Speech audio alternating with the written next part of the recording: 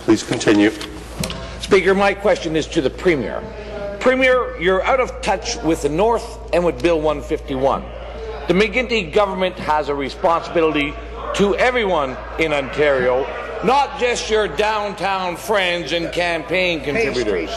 You have an obligation to hear dissenting voices and not to subvert the parliamentary process. The clock. Warning to the member from Peterborough.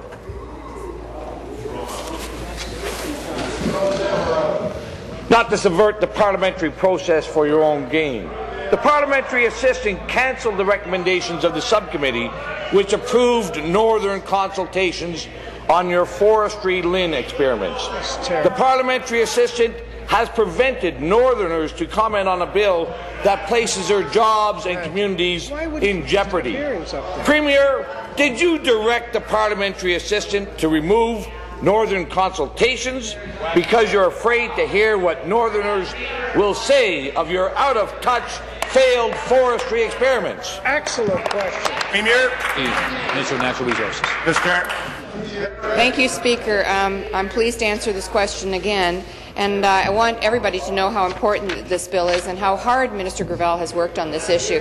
He's been a huge advocate on behalf of Northern Ontario, and I would say that his work has been stellar. And it's important to know that this committee has the committee doesn't meet until April 11th, and when they travel, they're going to work on the existing consultations that have already occurred. And obviously, I said earlier, they've traveled quite extensively in Northern Ontario prior to this committee going out, and the consultations previously have been in Beardsmore, they've been Bower, Cochrane, Chapleau. These are northern communities.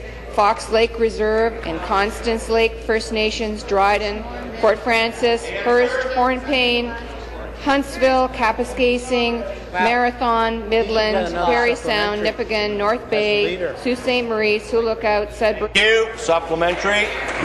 Once again, Speaker, the parliamentary assistant says he's heard enough, but Northerners don't agree. The Mayor of Timmins wants Northern consultation, Speaker. So does the Mayor of Thunder Bay, as well as the mayors of Ignis, Espanola, Sioux Lookout, and Iroquois Falls.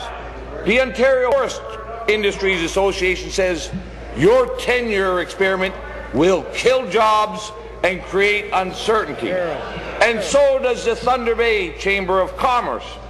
Why are you the only one who thinks the North doesn't deserve a voice on a bill that affects them and which kills their jobs?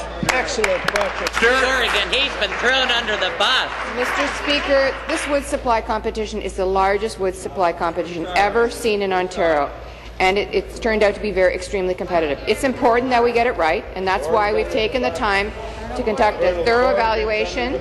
We want our wood to work as quickly as possible.